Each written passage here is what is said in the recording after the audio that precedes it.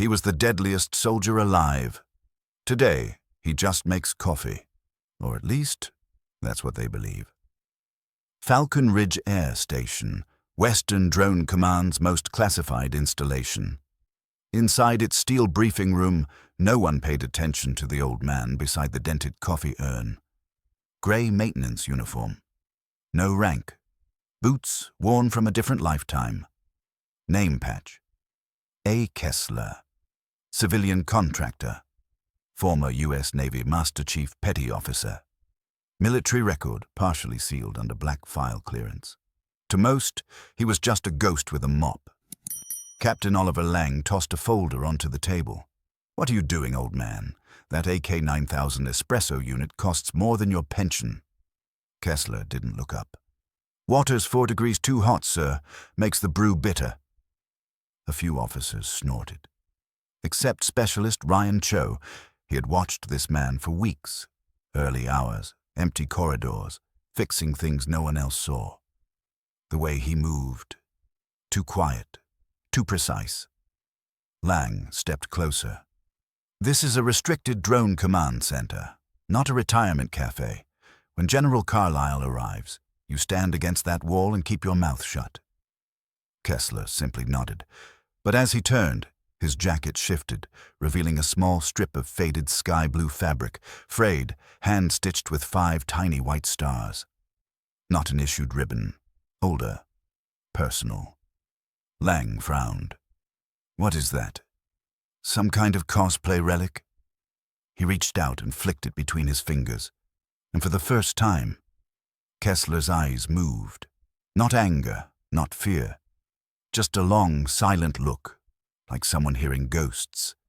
Because that scrap of fabric wasn't a medal. It was once part of a battlefield flag, pressed into his hand by a Marine general as their helicopter bled smoke over Dongbao Valley, 1968. Most believed those missions were lost. Truth is, they were erased. Ghosts stay quiet, until someone touches what should have been left alone. And this one had just been woken. If you made it this far, you're one of us. So do me a favor. Subscribe, tap the bell, and tell me in the comments where you're watching from. This is only the beginning. Silence didn't fall. It hit, like a suppressed gunshot. Captain Lang's fingers had barely brushed that faded strip of blue fabric when something behind Kessler's calm eyes stopped. Not rage, not fear, memory. The room faded. Monsoon rain, mud-swallowing boots, rotor blades of a UH-1 Huey hammering the sky. Dongbao Valley, 1968. Operation Ironfold. A mission under MAC-VSOG Naval Recon. No unit patches, no paperwork, no graves. Kessler remembered the weight of the wounded Marine Major General over his shoulders. M14 empty. KA bar slick with rain and blood. Mortars lighting up the treetops. "Leave me," the general rasped. "With respect, sir, no," Kessler growled, dragging him through bamboo and shattered earth. The Huey was burning when they reached it. Smoke, shell casing rain. The general, barely conscious, tore a piece of the flag from his ruined field pack. Sky blue cloth, 5 hand-stitched stars, stained dark. "This won't be in any record," he whispered. "But it's yours." Thunder, smoke, blackout, and the briefing room snapped back into focus. Kessler's hand trembled once, then stilled. Specialist Ryan Cho saw it. Not the memory, but the crack. And he knew that fabric, not from any public award. He'd seen it only once during advanced signals intelligence training. An encrypted archive titled Unacknowledged Valor, Identity Classified, Naval Special Warfare. One entry. Dongbao Valley. No name. Just a call sign. Whisper. His pulse hammered. Could it be him? Cho didn't pull out any device. He didn't need to. The image was burned into memory. Lang scoffed louder, unaware he was standing on the edge of a buried war. "So what is that? Some thrift store souvenir?" Cho's jaw clenched. He almost spoke. but rank held his tongue. Then, heavy footsteps, a firm voice at the door. General Carlyle entering. The temperature in the room dropped, because the past, long buried, was about to walk through that door. No one expected it. Not in this room. Not from a 4-star general. The doors of the SIF slid open. 4 security airmen entered first, then General Raymond Carlyle, commander of Western Drone Command. His presence felt like a shift in gravity. Captain Lang straightened. "General, sir, welcome. We weren't Carlyle didn't even break stride. His eyes swept once across the room. Analysts, pilots, officers. Then they stopped, on the old man by the coffee urn. Kessler. For a heartbeat, Carlyle didn't move. His jaw tightened. Not in anger, in recognition. He stepped forward. And before anyone could blink, the 4-star general did something no one in that room had ever seen. He raised his hand and saluted. Not a casual nod. Not tradition.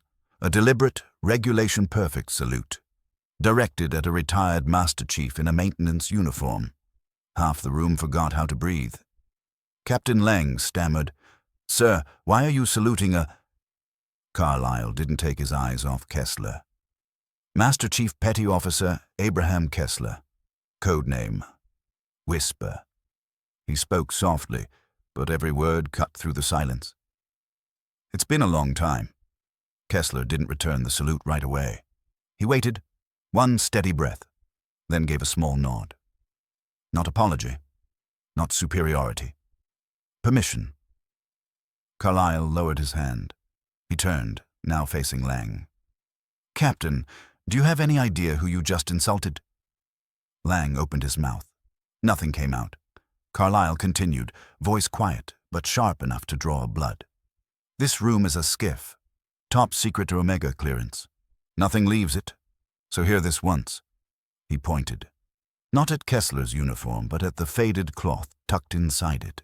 That man served under Macy VSOG Naval Special Operations, the precursor to SEAL Team 6. Missions with no records, operators with no graves. He was declared KIA so Washington could erase what he'd done. Whispers spread like shockwaves. Carlyle's voice lowered. "In 1968, Dongbao Valley, he carried my father, Marine Major General William Carlyle, through artillery and jungle for 2 miles. My father told me his name once, before he died. I was 10. Then, wheel, wheel, wheel. Klaxons erupted. Base alert, unauthorized cyber intrusion, level gamma. Red lights strobed overhead, but no one moved, because in that moment, the real breach wasn't digital. It was history, breaking its way back into the present. Red emergency lights pulsed across the walls. Base alert, unauthorized cyber intrusion. Origin unknown, not missiles, not drones. Someone was forcing their way into Falcon Ridge's classified network, but no one looked at the screens. All eyes were still locked on one thing, Captain Oliver Lang. General Carlyle took a slow step forward. "You didn't just flick a piece of cloth," he said quietly. "You disrespected a man this country erased to protect its own secrets." Lang's jaw tightened. Shame and a spark of defiance. "Sir, with respect, I didn't know who he was. He's not on the roster. He's—" "And that," Carlyle cut in, calm, cold, final, "is exactly why you're not ready to command." Lang tried again. "General, Carlyle's stare froze him mid-sentence. "This is an Omega-level SCF. Everyone in this room is cleared for truths the world will never hear. So hear this one. Master Chief Kessler bled for this nation in places no map acknowledges. Men like him don't appear on rosters. They are the reason rosters exist." Lang had no words. Carlyle's voice dropped lower. "Effective immediately. You're relieved of command, sidearm, ID, and system access. Gone. You'll face disciplinary review under Article 89 and Article 133. 2 security NCOs stepped closer, then, quietly, "General." Kessler. He wasn't defending himself. He was defending a man who had just insulted him. "He's reckless," Kessler said, voice gravel soft. "But he's not beyond saving. You break him now. You don't fix the problem. You just create another uniform filled with resentment." Lang's eyes lifted. Shocked. No anger, just raw humiliation. Silence stretched. Carlyle exhaled, long and slow. "Debt, duty, respect. Captain Lang will be suspended," he said finally. "Stripped of command, but not court-martialed. He reports to disciplinary retraining at 0500.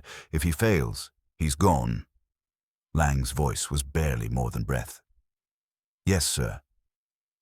Before anyone could move. System alert. Update. Cyber intrusion terminated. Source unknown. Possible insider or blacknet contact. This time, Carlyle didn't look at Lang. His eyes went back to Kessler. "You return after 50 years of silence," he said softly. "And somehow, the system gets breached the same morning." He stepped closer. "Abe, who is trying to find you?" Kessler didn't answer, but his grip on the dented steel thermos, the one he always carried, tightened. Like a man bracing for a storm only he could see. The alarms died. "Cyber breach contained. Source unknown. No missiles, no enemy aircraft. Just a digital knock on the door of the most secure drone command facility in the Western Hemisphere. But the real shockwave was still in this room." General Carlyle dismissed the response team. The doors sealed again, soundproof, signal-proof. Omega level SDF. No more interruptions. He turned back to the old man with the thermos. "You could have stayed off the map, Abe," Carlyle said quietly. "Your file is sealed under black classification. The Pentagon lists you as KIA 1970. So why walk into the most monitored base on American soil?" Kessler didn't answer with excuses. He simply unscrewed his dented steel thermos, poured coffee into a plain ceramic mug, and offered it. "It's still hot," he said. "Didn't want it going cold." Carlyle took it. Slowly. Not like a general accepting coffee, but like a son accepting something sacred. No one moved. No one even breathed too loudly, because in this moment they weren't looking at a janitor. They were looking at a man the government tried to erase, and failed. Captain Lang stood to the side. Rank stripped, pride shattered. He swallowed. "Chief, I'm sorry. I didn't know." Kessler stepped toward him. Not like a superior, but like someone who had seen too many young men ruin themselves on arrogance. "Respect," he said quietly, "is what you give when you think no one's watching." Lang straightened. No salute. Just a nod. And real understanding. "Yes, sir." Then, movement. Specialist Ryan Cho, hands steady for the first time that day, rose from his seat and delivered a perfect salute. Not to a rank, not to a uniform, to a man. One by one, every officer, analyst, and airman followed. Kessler didn't smile, didn't bow. He simply set the thermos back down and returned to pouring coffee. Outside the glass, the red alert lights faded. But somewhere in the system, buried deep in Falcon Ridge's firewalls, a trace of that cyber breach still lingered. Encrypted, unidentified, almost like a signature. A signature Kessler recognized. Someone out there still remembered him, and they weren't done.